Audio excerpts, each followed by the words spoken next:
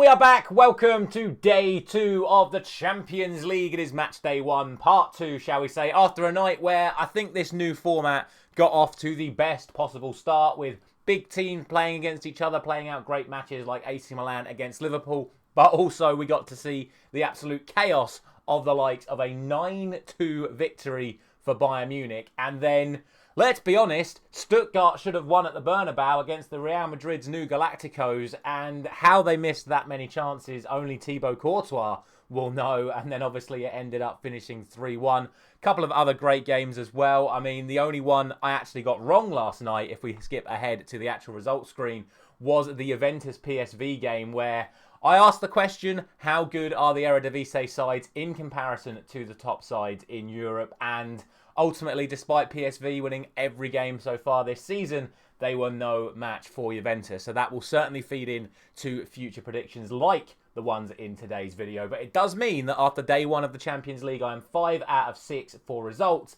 and 1 correct score as well for the 3-1 win to Real Madrid. So if that's not worth a like on this video, I don't know what is. And don't forget, of course, to subscribe to the channel as well, because we'll be doing this all over again tomorrow for the final day of match day 1. Then we'll have Premier League predictions once again on Friday. And then next week, we'll be doing all of the Europa League before we then start going absolutely crazy with Champions League, Europa League and Europa Conference League the week after that. So make sure you are subscribed so you don't miss out on any of that. But without any further ado, there are, of course, 6 more matches in the Champions League today. So let's get started with them right now with the first of the early kickoffs, which is another Italian side in Bologna, and they take on Shakhtar Donetsk of Ukraine. Now, both of these sides actually have not made as good a starts to their seasons as you would expect. Obviously for Bologna, they have been absolutely decimated in the transfer market. Absolutely phenomenal season for them last season to even qualify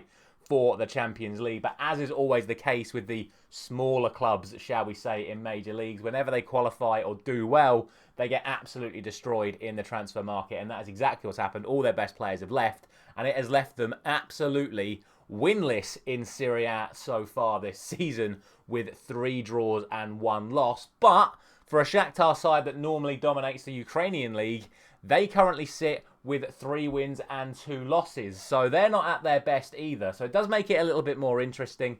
Obviously, Shakhtar have good pedigree in this competition. Bologna are, of course, making their debuts. But as we saw yesterday, the Italian clubs are seemingly better than the clubs from the other divisions that aren't quite up to speed, shall we say. So I'm going to go in favour of Bologna, but I think it's going to be a high-scoring game.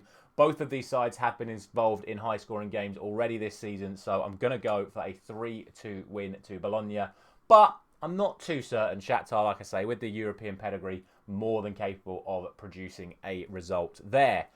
Now, the next game I've made more notes for than I have any other game in history. We have got Sparta Prague of the Czech Republic taking on RB Salzburg of Austria. Sparta are the reigning defending Czech champions. Salzburg only finished second in their Austrian league. These two have actually played in friendlies the last 2 years, and it was a 2-2 draw and a 2-1 win for RB Salzburg on those occasions, both in Austria. But again, pre-season friendlies aren't too much to go on.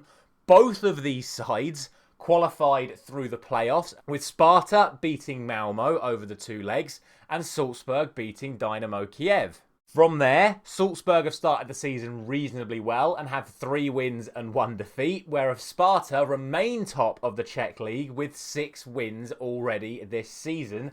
And on top of that, many people may still be thinking Salzburg should be considered the favourites, but if you actually look player for player, you look at that Sparta team, if any of you watch the Euros, you'll know how good this guy Haraslin is that plays for Sparta Prague. He was one of the Slovakian players, one of the standout Slovakian players at the Euros, so he is going to be one to watch tonight. But just to balance things out, Salzburg's star so far this season has been a 20-year-old Israeli called Oscar Gluck. So watch out for both of them in this fixture. Ultimately, so tough to call. But I'm going to go for 2-1 to Sparta. I just think they're going to have the edge.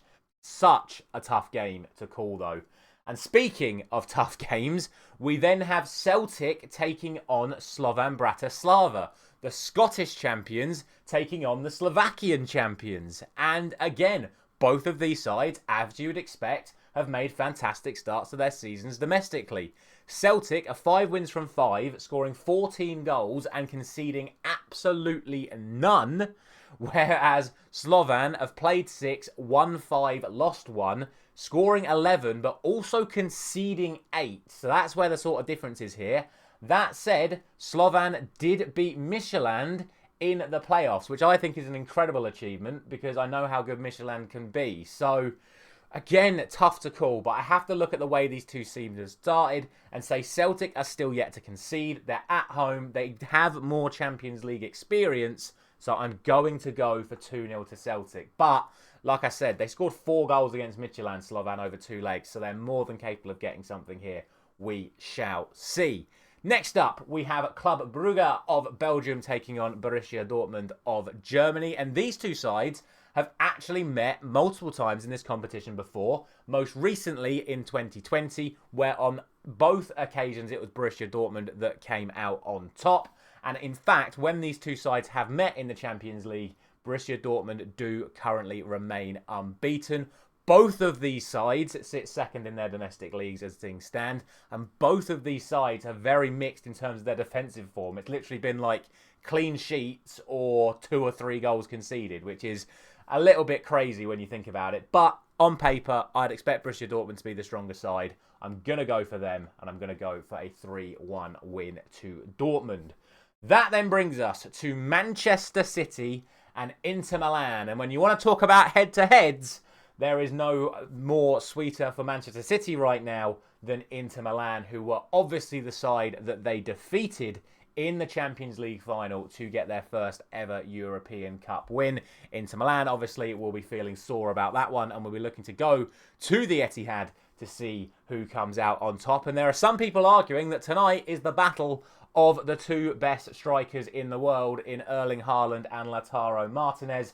I'll let you debate the positioning of Mbappe when you want to talk about that conversation, but there's a lot of people arguing that this is the top 2 strikers, or out-and-out strikers, shall we say, going at it tonight. For me, again, I just think Manchester City are too good. Inter Milan, we know they are capable of producing good performances.